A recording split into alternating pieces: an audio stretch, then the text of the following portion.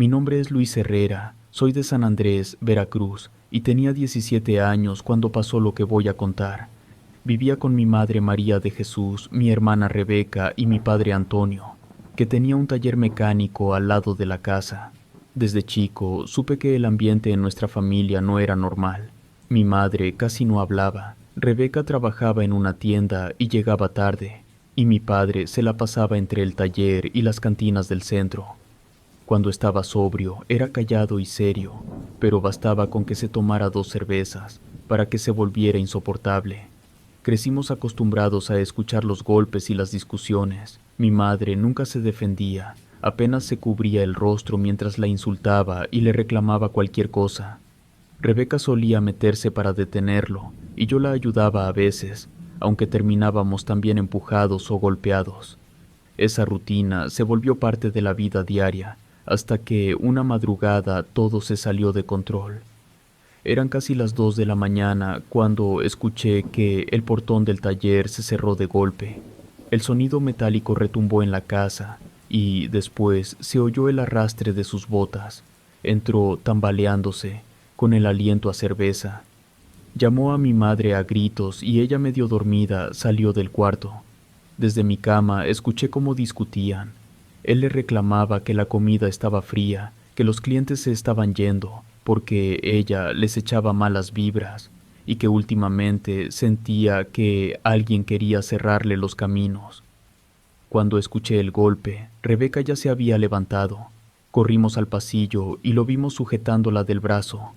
Ella intentó zafarse y mi padre la empujó contra la pared.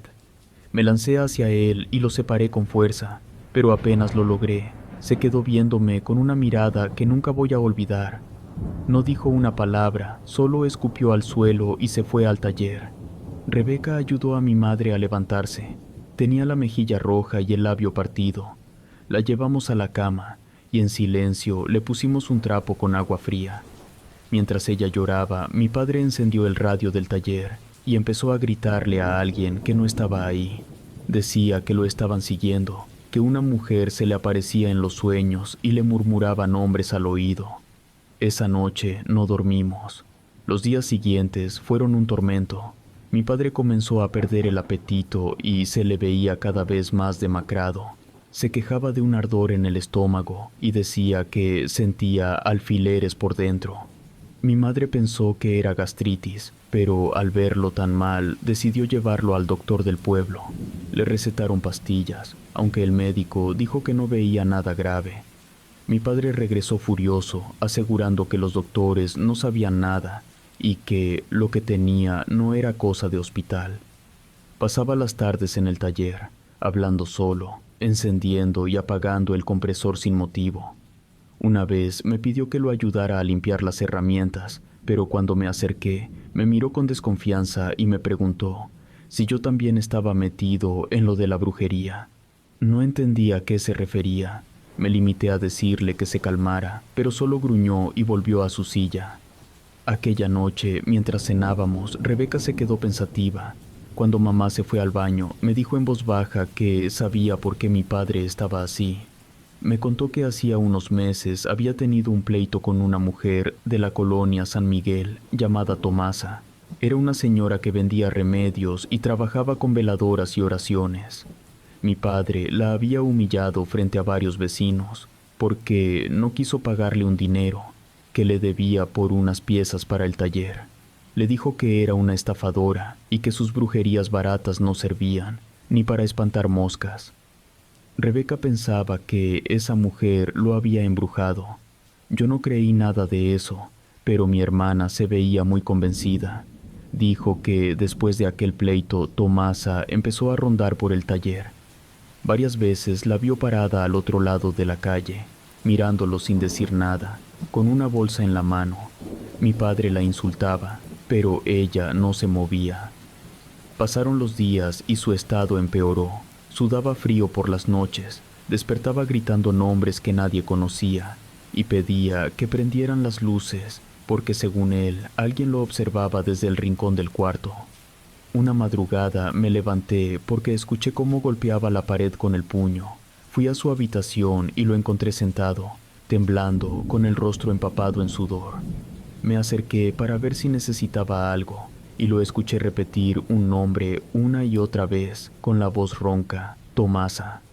Al decirlo, se llevó las manos al pecho y se quedó mirando al techo, como si estuviera viendo a alguien colgado ahí. Me quedé paralizado, sin atreverme a tocarlo. Mi madre llegó corriendo, le tomó la frente y notó que estaba ardiendo. Rebeca trajo agua y trató de calmarlo, pero solo murmuraba palabras sin sentido, riéndose por momentos y luego llorando. Esa noche fue la primera vez que pensé que quizás no eran delirios, porque cuando me volteé hacia la puerta, juraría haber visto una sombra moverse hacia el pasillo, larga y delgada, como si alguien hubiese pasado caminando lentamente junto a la pared. Desde entonces mi padre no volvió a ser el mismo. Dormía de día y pasaba las noches despierto, rezando frases que nadie le había enseñado. Decía que veía a la mujer del vestido negro parada frente a su cama y que cada vez que la veía le dolía más el cuerpo. La situación en la casa se volvió insoportable, pues nadie comía bien ni descansaba. Rebeca dejó de ir a trabajar. Mi madre no salía al mercado y yo apenas podía concentrarme en la escuela. La figura de mi padre se consumía día a día, su piel se volvió amarillenta y sus manos temblaban al sostener cualquier cosa. Las ojeras se le hundieron tanto que parecía no haber dormido en semanas, y aunque tratábamos de mantener la calma, en el fondo sabíamos que algo fuera de lo común estaba pasando. El último día de ese mes, mientras la lluvia golpeaba el techo de lámina, lo escuché desde mi cuarto. Gritaba otra vez el mismo nombre, pero esta vez no parecía pedir ayuda. Su voz sonaba como si estuviera discutiendo con alguien. Corrí a verlo y lo encontré de rodillas frente a la ventana abierta, con los brazos extendidos, mirando hacia el patio. Repetía Tomasa una y otra vez, hasta que de pronto se desplomó.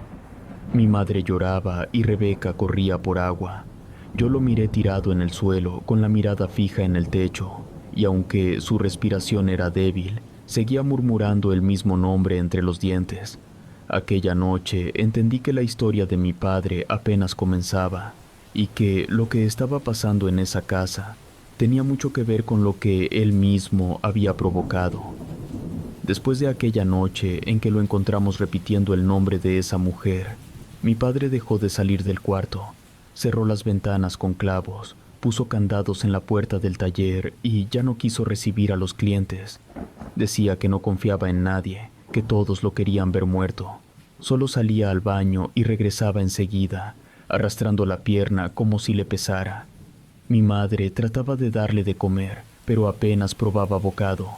Cada día estaba más flaco y el color de su piel se tornó amarillento, con manchas oscuras que iban extendiéndose por el cuello y los brazos. El cuarto comenzó a oler diferente. Cuando pasaba frente a la puerta se sentía un tufo pesado, mezcla de sudor rancio, tabaco y carne húmeda. Decía que necesitaba calor, que las noches le dolían, así que dormía con las cobijas encima y las luces encendidas. Rebeca trató de ventilar, pero él gritó que nadie debía mover nada. En la casa todos caminábamos despacio, cuidando no hacer ruido. El ambiente era sofocante, como si cada palabra fuera a provocar una desgracia. Una mañana mi madre decidió ir a pedir ayuda. Se arregló, tomó su bolso y dijo que iría con una curandera del barrio de La Palma, una mujer que conocía desde joven. Al regresar venía pálida, con los ojos enrojecidos. Me contó que la señora le dijo que lo que tenía mi padre no se curaba con medicina, que alguien le había hecho un entierro con su nombre y una prenda suya, que si no lo desenterraban pronto, el daño seguiría avanzando hasta pudrirle el cuerpo. Yo no creí nada. Le dije que eran supersticiones, que mi padre estaba enfermo porque se descuidó, porque tomaba demasiado y no comía bien. Pero al verla tan convencida, me quedé callado. Ella juraba que la curandera había sentido el mal, solo al mencionar su nombre. Por la tarde entré al cuarto de mi padre para limpiarlo. Dormía con la cara hundida entre las almohadas y el olor era insoportable. Abrí la ventana y empecé a recoger la ropa tirada, pero al mover una de las cobijas, vi que bajo la cama había algo envuelto en una bolsa de tela, atada con un hilo negro. Sentí curiosidad y la saqué. La bolsa estaba húmeda y al abrirla se me revolvió el estómago. Tenía tierra, mechones de cabello y un pedazo de foto quemada por un costado. No supe qué hacer.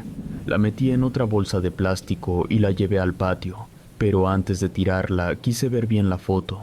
El rostro estaba quemado, pero pude distinguir la camisa azul que mi padre usaba casi todos los días. Me quedé helado y no se lo conté a nadie, ni siquiera a Rebeca. Solo la enterré junto al tanque de gas y fingí que no había visto nada. Esa noche, cerca de la medianoche, mi padre empezó a gritar.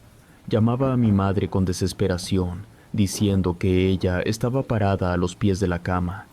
Rebeca y yo corrimos y lo encontramos con los ojos abiertos de par en par, temblando, apuntando hacia el rincón donde estaba el ropero. Decía que veía a una mujer de cabello largo, vestida de negro, que le sonreía mientras le tocaba los pies. Intentamos calmarlo, pero seguía forcejeando con algo que no estaba ahí. Mi madre rezaba y Rebeca lloraba mientras lo sosteníamos. Cuando por fin se durmió, el cuarto quedó con un olor tan fuerte a humedad y carne podrida que nos tuvimos que salir. Esa misma madrugada, mi madre llamó al doctor del pueblo y al amanecer lo internaron en la clínica. Los médicos lo revisaron y dijeron que tenía una infección severa que se estaba extendiendo por el cuerpo sin explicación. Intentaron controlar la fiebre, pero su piel empezó a cambiar de color frente a nosotros. En pocas horas se le formaron llagas grandes en la espalda, algunas abiertas de donde salía un líquido espeso que apestaba a descomposición. Las enfermeras limpiaban y cubrían las heridas, pero el olor seguía impregnado hasta en la ropa. Cuando el doctor nos explicó que los medicamentos no estaban funcionando, mi madre se derrumbó. No paraba de llorar y repetía que alguien le había hecho daño, que la curandera tenía razón. Rebeca, en cambio, se quedó callada. No dijo nada, pero su expresión me pareció rara. No era miedo ni tristeza. Más bien parecía que estaba cargando una culpa. Esa noche me quedé un rato con ella afuera de la clínica. Le pregunté si creía de verdad en todo eso, y lo que respondió me dejó inquieto. Dijo que ella había ido a buscar a Tomasa hace meses, cuando mi padre todavía trabajaba, para pedirle algo que lo calmara, porque ya no soportaba verlo golpear a mamá. Me aseguró que solo le pidió que lo tranquilizara, que nunca quiso hacerle daño, pero Tomasa le advirtió que quien toca al diablo no puede medir las consecuencias. No supe qué responder. Mi hermana lloraba, jurando que no había pedido nada malo, pero sus palabras me dieron vueltas toda la noche. Al día siguiente, cuando regresamos al hospital, mi padre estaba peor. Tenía los labios morados, los ojos hundidos y la piel tan delgada que se le marcaban los huesos de los hombros. La verdad, parecía un anciano. Una enfermera comentó que nunca había visto una infección avanzar así. El doctor le cambió los antibióticos, pero no hubo mejora. Lo único que pedía era que no apagaran la luz. Decía que si quedaba el cuarto a oscuras, la mujer del vestido negro volvía. En casa, el ambiente se volvió insoportable. Mi madre apenas comía y Rebeca pasaba el día encerrada en su cuarto. Yo trataba de no pensar, pero la imagen de aquella bolsa que encontré me perseguía. Recordaba el olor, la tierra y esa foto quemada, pero no me explicaba cómo había llegado ahí, ni quién la había puesto. Una noche, mientras intentaba dormir, escuché a mi madre y a Rebeca hablando en la cocina. Mi madre decía que debía buscar a la curandera de nuevo, que tal vez aún había tiempo de revertir el daño. Rebeca respondió en voz baja, pero alcancé a oír cuando dijo: «Ya no se puede, lo que se hizo, ya se hizo». La última semana en el hospital fue la peor. Los doctores dijeron que la infección había llegado al hueso y que no quedaba otra opción más que amputar la pierna para evitar que se extendiera. Mi madre firmó los papeles con la mano temblorosa y mi hermana se quedó sentada en silencio, mirando por la ventana. Yo no entendía cómo todo había llegado tan lejos. A veces pensaba que mi padre se lo merecía por todo lo que había hecho, pero luego lo veía postrado en la cama y me daba lástima. Ya no era el hombre que imponía miedo en la casa. Era una sombra, un cuerpo débil, sin fuerza ni orgullo. La operación se programó para la mañana siguiente. Esa noche, mi madre regresó a casa a descansar y Rebeca fue a buscar ropa limpia. Me quedé solo con él. Había un silencio raro en la sala. El olor a desinfectante se mezclaba con ese otro olor agrio que salía de su cuerpo. Traté de leer una revista para distraerme, pero no podía concentrarme. Cada cierto tiempo, mi padre murmuraba cosas entre sueños, y yo me levantaba a ver si necesitaba agua. A eso de las 3 de la madrugada, abrió los ojos de golpe. Me quedé quieto. Sus labios se movían sin emitir sonido, hasta que empezó a hablar entre jadeos. «La mujer del sombrero está aquí», dijo con voz débil. «Ya la veo, y está detrás de ti». Sentí un escalofrío recorrerme el cuerpo. Volteé despacio, sin atreverme a respirar. Al principio no vi nada, solo el reflejo del pasillo, iluminado por la lámpara del techo. Pero después, entre la penumbra, distinguí una figura alta y delgada, cubierta con un velo oscuro que caía hasta el suelo. No se movía, solo estaba ahí, como esperándolo. No tenía rostro visible, pero su presencia llenó el cuarto de un frío insoportable. Mi padre comenzó a respirar con dificultad. La figura dio un paso hacia atrás, como si se estuviera retirando. La vi disolverse poco a poco, perdiendo forma, hasta que desapareció por completo junto a la puerta. Corrí a llamar a la enfermera, pero cuando regresamos, mi padre ya no se movía. El médico llegó enseguida y después de revisarlo dijo que su cuerpo había colapsado. Mientras firmaban el acta, yo me quedé parado al lado de la cama con las manos heladas. Juro que antes de que dejara de respirar, el cuarto se enfrió tanto que mi aliento se veía en el aire. Nunca olvidaré esa sensación, ni la mirada vacía de mi padre justo antes de morir. El entierro fue rápido. Casi nadie fue al panteón, salvo algunos vecinos del taller y 2 compañeros suyos. Nadie habló mucho, todos parecían aliviados, incluso mi madre. En los días que siguieron, la casa se sintió extrañamente tranquila, aunque el olor del cuarto no se iba. Mi madre decidió limpiar y quemar todo lo que le pertenecía. Dijo que quería cerrar el ciclo. Una tarde, mientras sacaba ropa vieja del ropero, una caja de cartón se cayó al suelo. Entre papeles y fotografías cayó una hoja doblada varias veces. La tinta estaba corrida por la humedad, pero todavía se podía leer y decía: «Para que sufra lo que nos hizo sufrir». Mi madre la tomó con cuidado, confundida, pero yo reconocí la letra enseguida. Era la de Rebeca. Esa noche la busqué y la encontré en el patio, mirando las brasas del fuego donde mamá había estado quemando la ropa de papá. Le pregunté directamente si ella había escrito eso, pero no me respondió. Solo me miró con los ojos rojos, como si hubiera estado llorando toda la tarde. Me dijo estar arrepentida por lo que había hecho, pero también que mi padre se lo merecía. Y aunque fue con la bruja Tomasa, ella quería calmarlo, no hacerle daño. Y luego me dijo que me contaría cómo pasó, que si quería saber, y yo le dije que sí. Se sentó en una silla y empezó a contarme.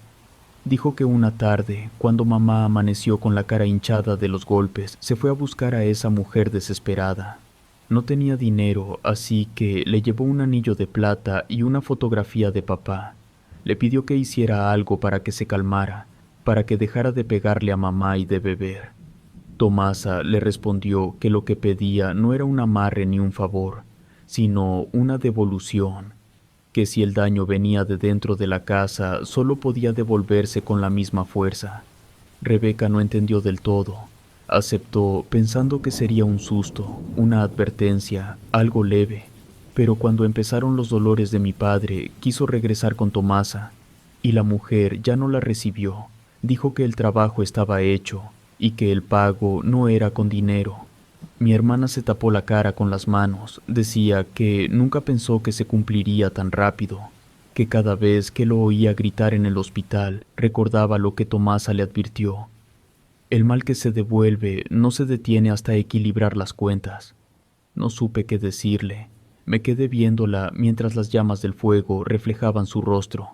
Mi madre, que escuchó parte de la conversación desde la puerta, no dijo una palabra. Simplemente siguió arrojando cosas al fuego, como si quisiera borrar todos los rastros de lo ocurrido. Esa noche nadie cenó. Rebeca se encerró en su cuarto y no volvió a hablar del tema. Pasaron los días y el taller quedó abandonado. Algunos curiosos decían que por las noches se escuchaban herramientas cayendo o que la luz se encendía sola. Yo nunca lo comprobé, pues preferí no acercarme más. Con el tiempo, mi madre volvió a vender comida en la calle y tratamos de rehacer la vida, pero la casa ya no se sentía igual. Todo recordaba lo que habíamos vivido, el olor que nunca desapareció, las manchas en la pared del cuarto de mi padre y la sensación de que en cierto modo algo seguía ahí observándonos. A veces pienso en lo que dijo Tomasa, eso de que el mal solo devuelve lo que recibe. No sé si lo de mi padre fue brujería o castigo, pero entendí que las palabras y los actos se pagan tarde o temprano. Al final me quedó una sola certeza. Mi padre murió por brujería, sí, pero la maldición ya vivía en la casa, mucho antes de que alguien encendiera una vela.